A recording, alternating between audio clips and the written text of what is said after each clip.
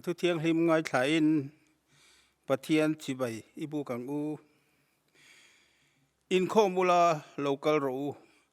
nắm tin gì nga xem na pumpel hậu te u lâu nai tlang ro an thing milam siam chop keng thina mi chan him lei thei lo Pathian he na trong trai thin tu te chuan khian na reng an nei lo soi ula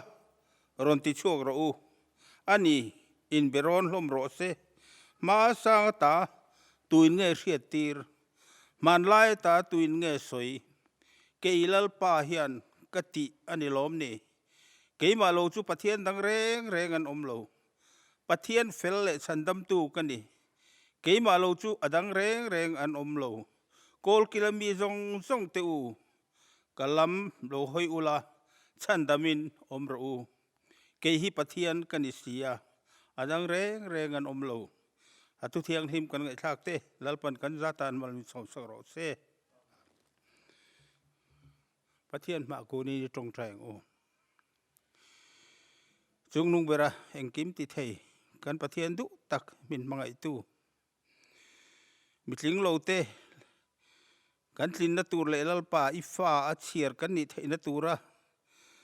anun na hlan tu Isu Krista min pe ka wangin lalpa kan loma kan thin lung chunga hian lalpa he kan tlin na Krista hi englai po lalber kan nun kai roi tu kan ngai tu na kai roi tu ani theinan min tran puyang che zanin kan program zong hi nangma fakla chantir turin kan lalpa Isu Krista mingin kan dila che amen ole tu na chuan Kohhran thu puan Kohhran jek tu ne tangin lo ngai thang u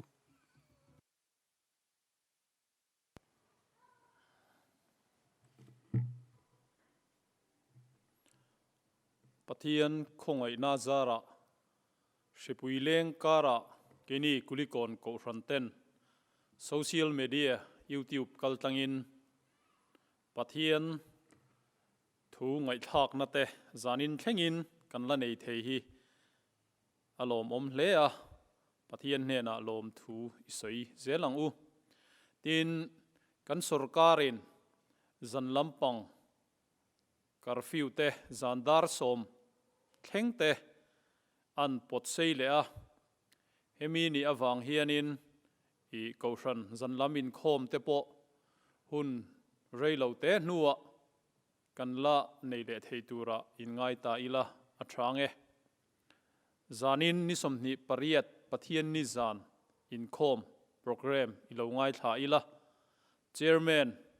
Upa Thanhawla Ṭantu pu Zothlamuana Upa rukna duet Abigail Malsawmkimi le Naom Lalremruati te unaw ne na trangin kan ngai thanga tin Thuhriltu Upa Lalrinawma aniang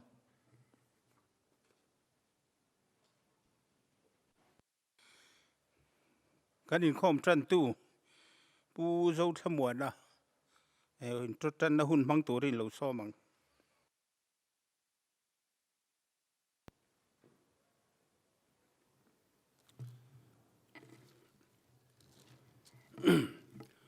Pathian thu thiang lim mun ni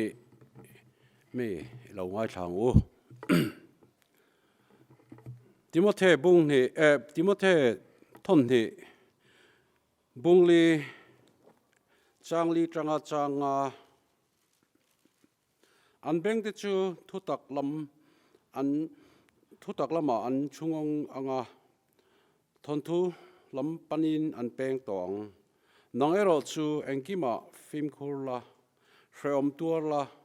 chanchin tha Thuhriltu lam na thokla Rawngbawlna kha hlen ro Korin thon ni bongthum changriat tanga chang kwa Tharau Rawngbawlna chu engtik taka ropuin thengang mo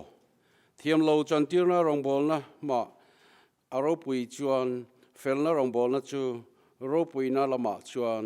anasazok em tur ani athu thianglim kan ngai thlak te lalpan mal min som sak theuro se pathian ma kunin tong trang o lalpa chunung ber mai na le khongai na khat kan pathian voini thlenga kan nuna te mi zo sakin in siam thana hun tha te min pe ka wangin lom thu kan se lalpa I thu kan chiarang khan lalpa Kohhran te lalpa kan chan pol theu lalpa kan len chua theina turin nang ma min om puila min kai hruang che lalpa he khovel lam kan thir chuan har satna boina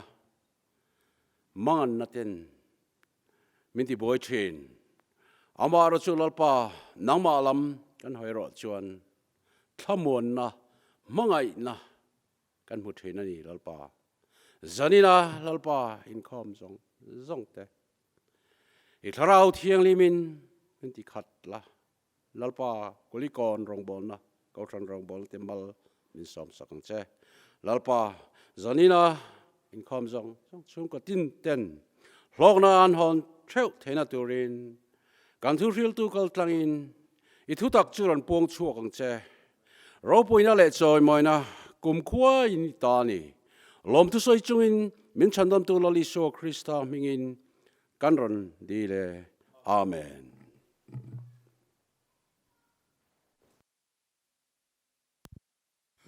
le tuna chuan pathian fakna hla saturin Abigail Malsawmkimi le Naom Lalremruati te kan somanga anlo chu main toite ka hiat ang introduction kan soidua anni hi kan rongbol pui du tak ahun lo taka chatuan ram min pan santa pulal biak thanga tu te annia pulal biak thanga masi sangati Rawngbawlna kan ti hova kan rongbol hong kha akal konga kalain vai ring lo mi kan tloa kalain heart attack anei ta thut maya chuta tang chuan thachuak talaven chatuan ram min pan santa ani tuna Abigail Malsawmkimi le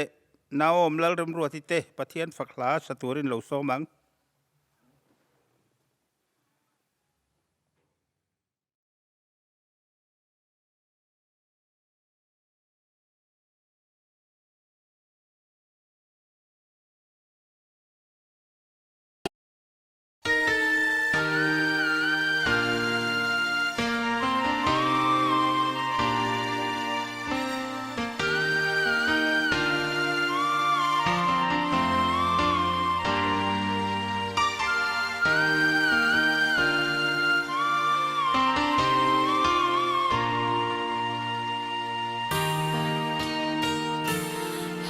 Sat mang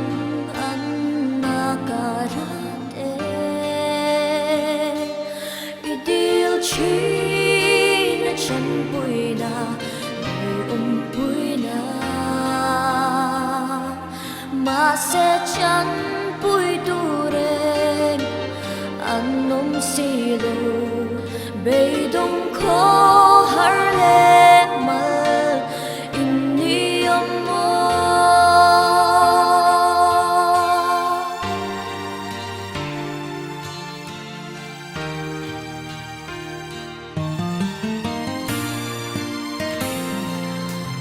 sat mang an nakarate idil chi na chan puina puina ma se chan pui ture anom silo bei dong kho har le mal inni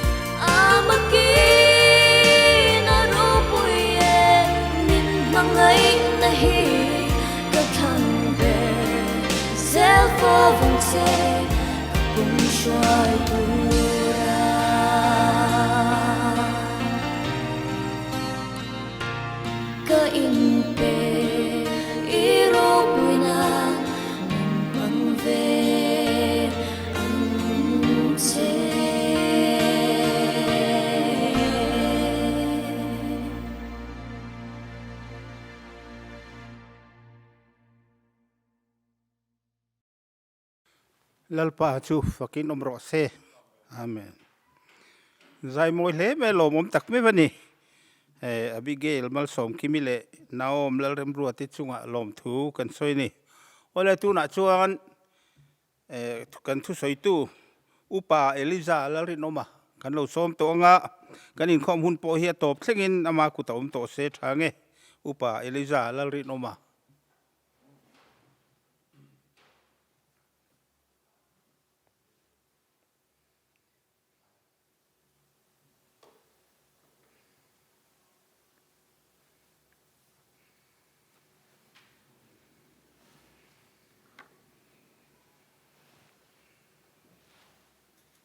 kan chairman in asoita Kangkhan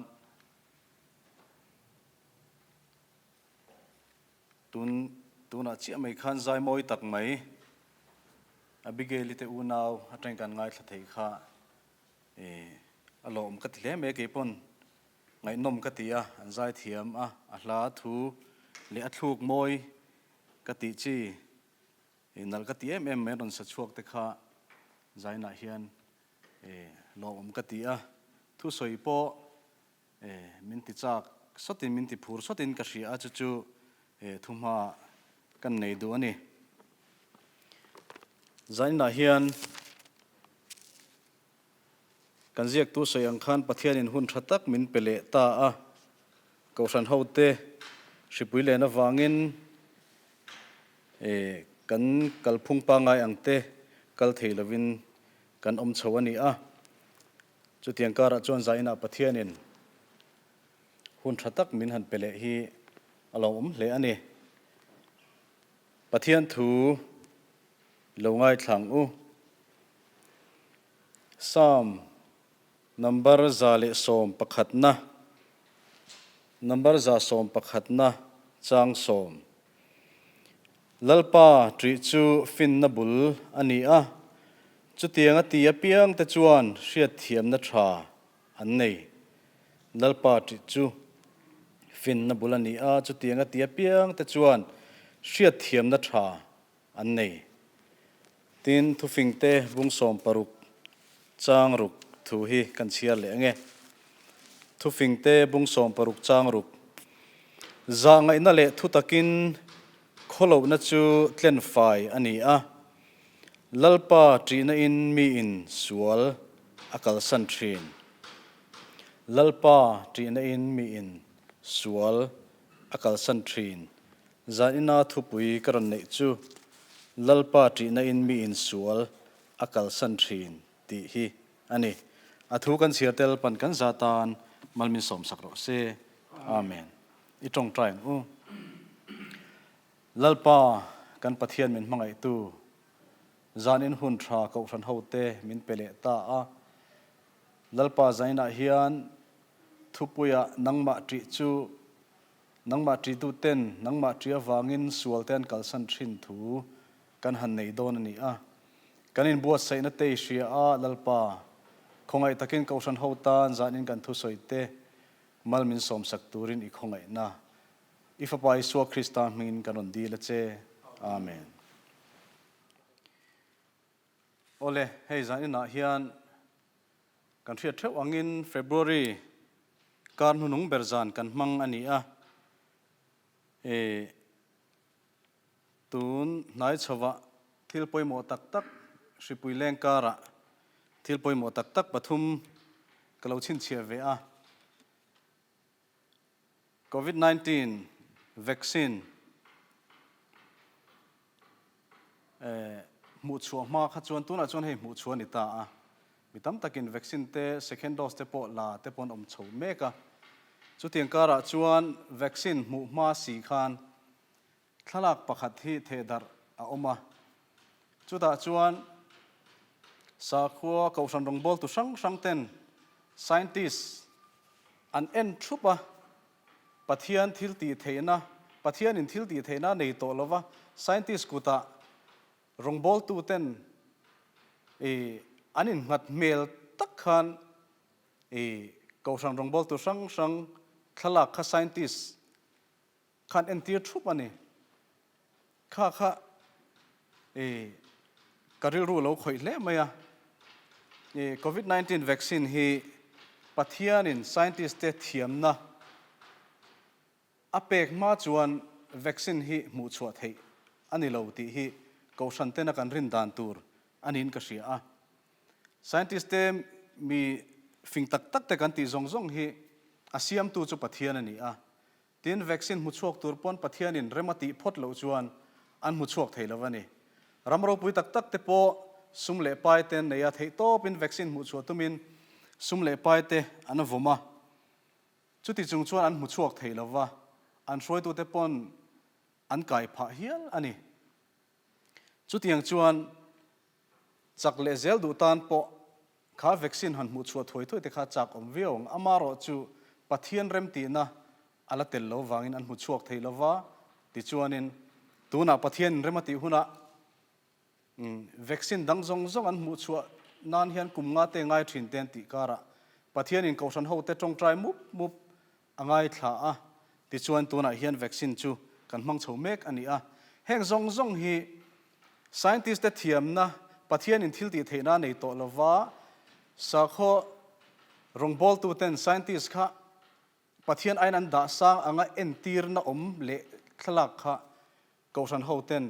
kha kan tuipui lo tura ka nga ya zaina hian chu kan soilang du ni Pathian rem ti vela a vaccine chau kan nei ni ti hi Kohhran ten kan pom dan tur nia ka nga ya chu wang chuan zaina hian hei vaccine tapo kan pek mek to nuwa hian kan soilang du ni tin pakhat le chuan Inkhawm thei February an ni don khan Sunday an ni don a ma chia in rin nia te chuan social media thil tam tak adara chu enge kan ti chuan naktu wa chuan Inkhawm thei dona ka Inkhawm ve nge ye tia thalaka tam ngodang status tam ngodang tia uan thuan na he Pathian chi bei buk na uan thuan na zonga mizo Christian te a hian khatiang zong social media Kaltlanga adar vak mai kha Pathian chi bei biak buk na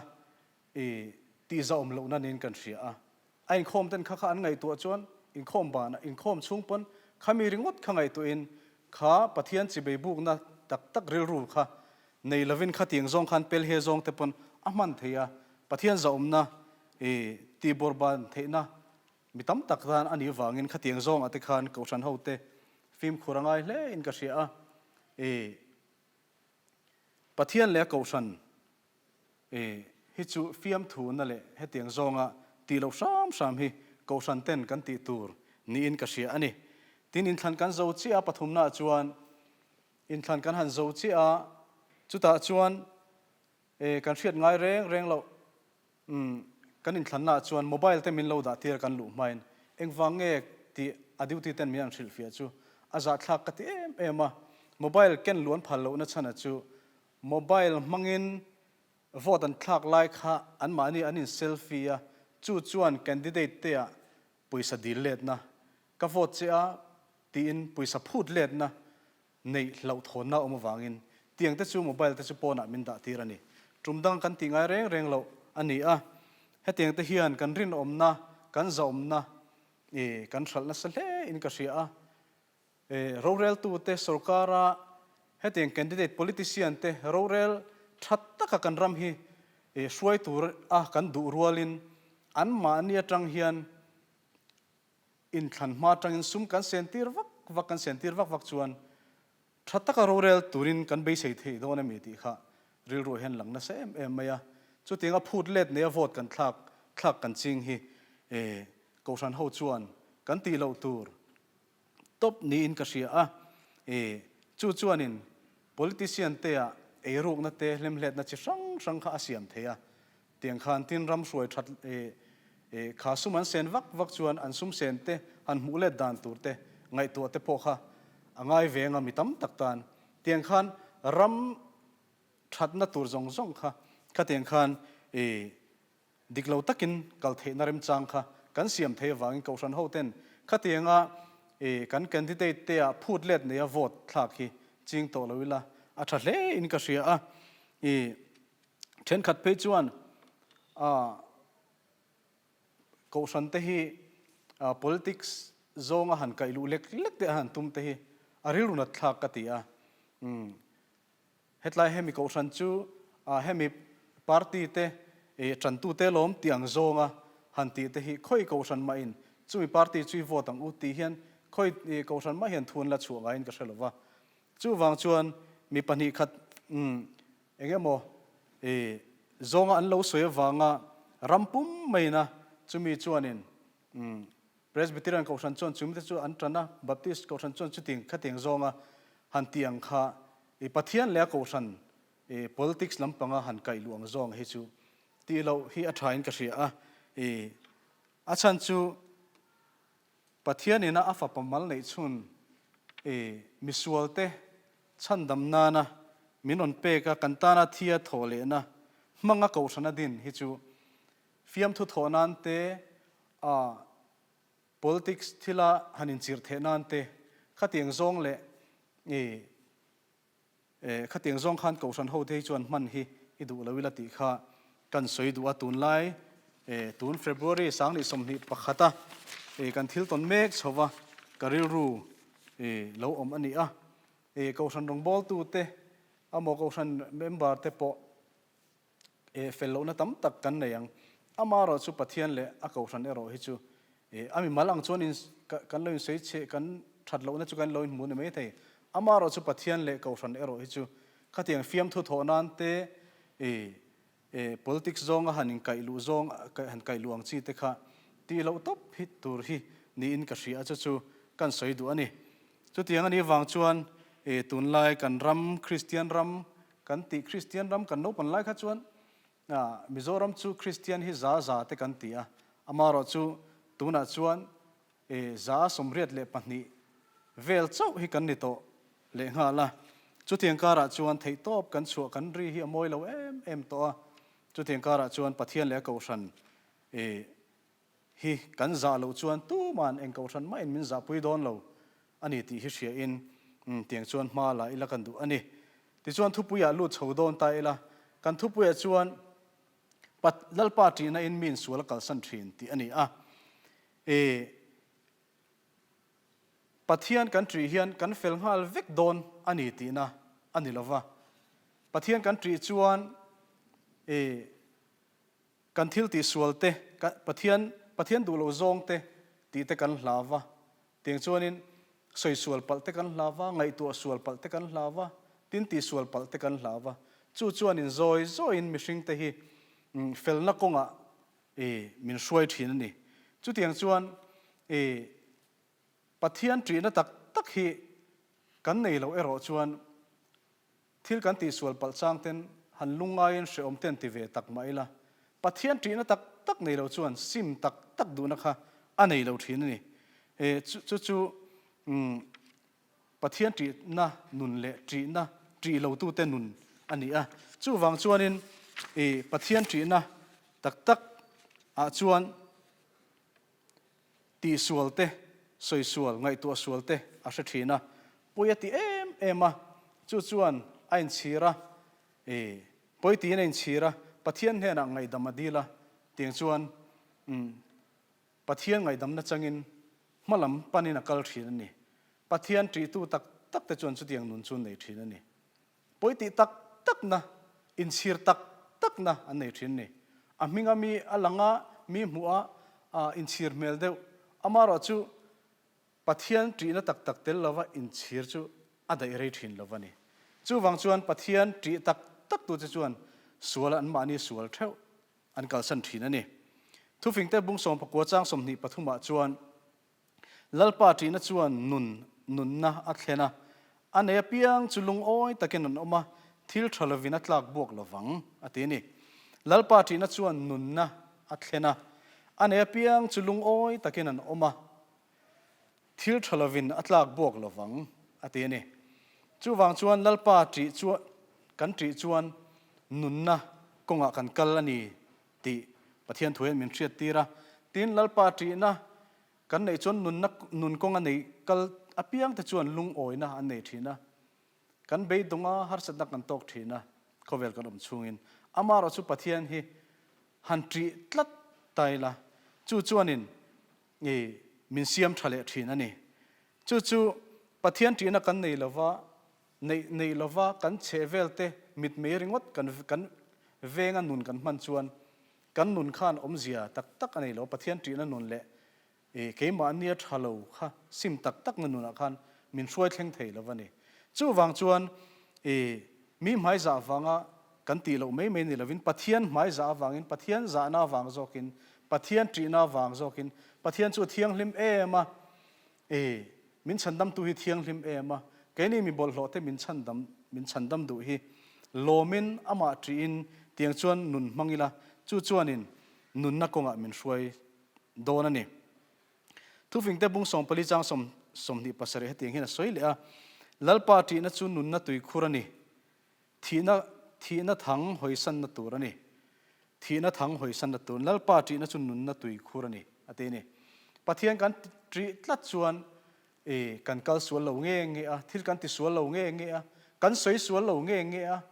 กันไงตัวสวนเหล่าเงี้ยนี่มีมินหูเหล่าพวกปะเทียนกันตรีลัดชวนมีมินหูไล่กันตีดูเหล่าพวกกันตีเหล่าไม่โดนนี่เตียงขันตู้มาเหล่าไล่พวกปะเทียนอินมินหูเร่งอันนี้ตีเสียปะเทียนกันตรีชวนมีมิดไม่เวงชัวเฟลเมลตะกันหลังถิ่นค่ะกันนี่โดนโตหรอวะตีชวนินปะเทียนมิดปะเทียนตรีอินกันนุนกันมังงะจู่นินทีน่ะจัตวนมุนเชมมุนกันกัลนัตูร์เตจู่เตียงจังจอมินฉันดามังะเตียงชวนนุนนะจัตวนนุนนะมินช่วยหลุดดอนอะไรวะนี่ปะเทียนตรีน่ะชวนรินอมเหล่าเตมิรินอมาเซียมาปะเทียนตรีน่ะชวนรินอมเหล่าเตมิรินอมาเซียมาเลขาจิรนักกงอาเต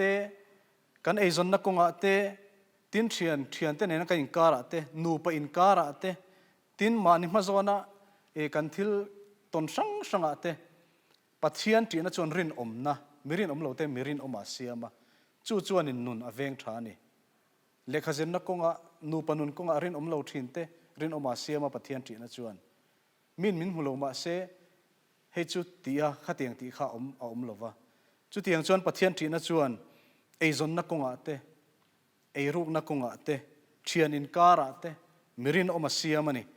จุดอย่างจอมปะเทียนที่นั่นชวนมิรินอมเหล่าเตรินอมาเซียมาที่นั่นเฟลเหล่าเตมีเฟลอาเซียมานี่นู่นแหละป้าทั่วเหล่ามีเฟลเหล่ากันฟาดที่ชวนเฟลเหล่าอันทะเล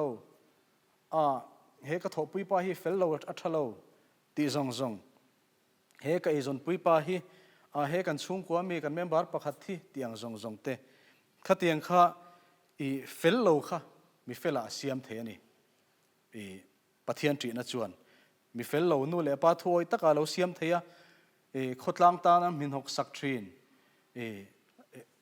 สรการตานะมินหกสักทรีนปอขดลางเลยสรการตานะมีจังไกตะกาเราจังกอชันตานมีจังไกตักเรานี่เทียทรีนนี่ปะเทียนจีน่ะชวนเฟลเหล่าเตมีเฟลอาเซียมนี่ทีนปะเทียนจีน่ะชวนเทียงลิมเหล่าเตเทียงลิมอาเซียมอันนี้ไงตัวน่ะเทียงลิมเหล่าเละริเซลเหล่าปัทเทียนเตลเวนเรมเหล่าตั้มตะเขียวมันนี่จู่วังชวนปัทเทียนตรีตักจวนไงตัวน่ะเทียงลิมเหล่าเตริเซลเหล่าเตปัทเทียนเตลเวนเรมเหล่าทิลตั้มตักบอลโลกันตีตั้มตักเตhiปัทเทียนตรีน่ะจวนปัทเทียนน่ะตรีมาวางินขัดยังไงตัวน่ะบอลโลเตเทียงลิมเหล่าเตปัทเทียนเตลเวนเรมเหล่ากันตีทิ้งเตค่ะอติงำโตเลยวะจู่จวนเทียงลิมนักกงมีริงตัวเตะช่วยนี่จู่วางจวนปะเทียนที่นั่นจวนจู่เทียงลิมเหล่าเตจู่อาทิเทียงลิมเทยอันนี้ตินดิกเหล่าทิ้งเตมีดิกอาเซียมบกันนี่ปะเทียนที่นั่นจวนรองบอลตัวเมวพอฮีกันจนน่าเตะเลยมีดังเนนักกันินมาชนน่าเตะเฮียนดิกเหล่าตักินตรงกำแต่แข่งอินเลยดานจะสังดิกเหล่าตักินอมเทเร่งอารมณ์นี่เกมอะไรปนมันนี่ลูกการมาซาลูกเทปกันตรงเวอทิลปอยโมออฟฟิเซอร์ประคัดกันเบียกันเมลเทดข้าอารมณ์โลวังอินอันนาวเตมีออฟฟิเซอร์ทุกข้ากันเบียจู่นินกันเบียข้ากับเบสเซลเราเต้าเมนมักเต้าหินมีรอนช่างอันนี้จู่เตียงชวนมักกติคบไหม anua kan u te thian pa chu kan bele a kan bet pop theita kan betlang theia ani chuanin kha khamo ko san upa ni kha keini in veze uze tlayalem veze uze te ai hian ko san upa hi bia kan har te sin ti in fiam thuin min lo silani chu tiang chong ko san upa alo ni a ama po ko san upa ni ti te kan thre chuaka ko san upa an ko sana chuanin kha tiang tong kam kha amang ponarin omlowa amaro chumi danga melchiat lote nena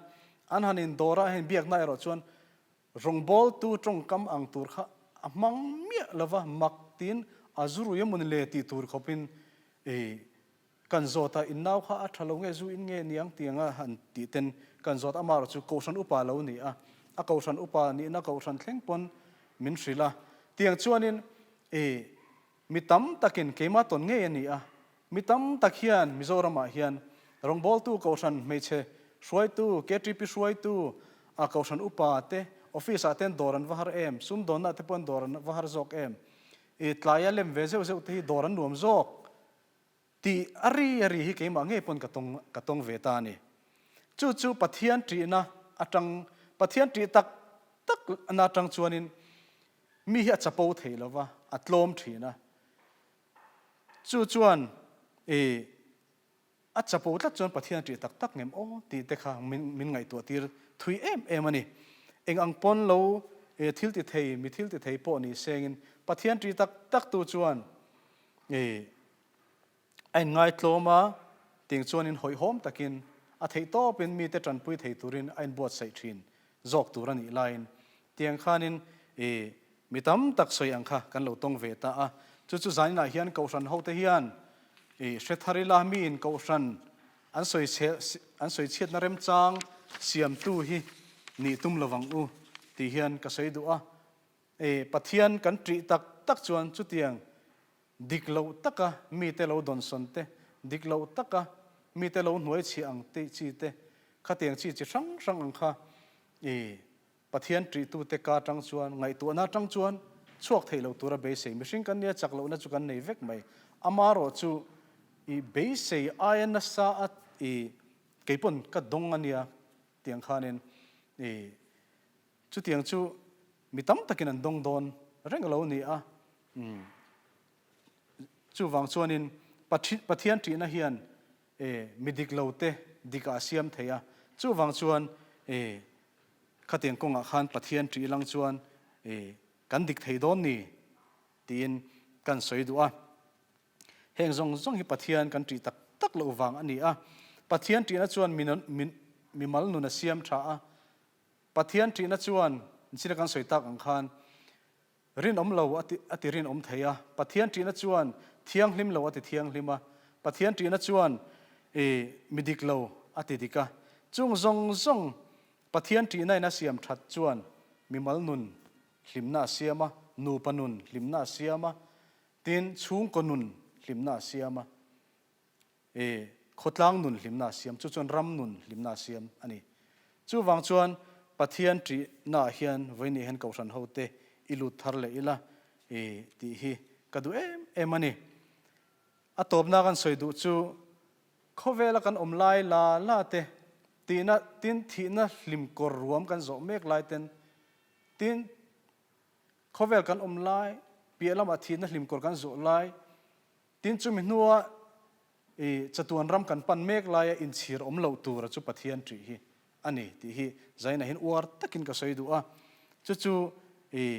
pathian hi kan tri chuan nun na konga pathian thui min thil angin nun na konga min hruailu tanga chu chuan chatuan nun na khovela reilo te kan hlimpon kan hlimte reng nen nakin loka hlimlo na lo don ni ti hreng chungpon hlimna kan nei te aro pui ema nakina phei chuan chatuan hmuna phei chuan hlimna top thei to lo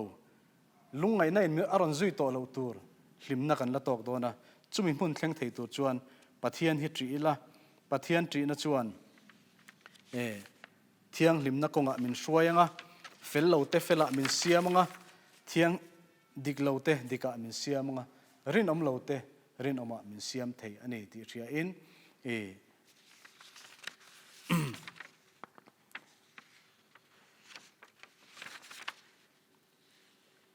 lalpa ti na in mi in sual akal san thin ti hi zaina hian kohran hoten i she thar leila lali suan ke ni mi sual te min chan dam na hi war le zualin ipuang darang u ti in thu top kan sei ani a lalpan kan zatan malmin som sakro se amen kan za in khongain idingila malsom na in kan hunte kan ti top donia ding u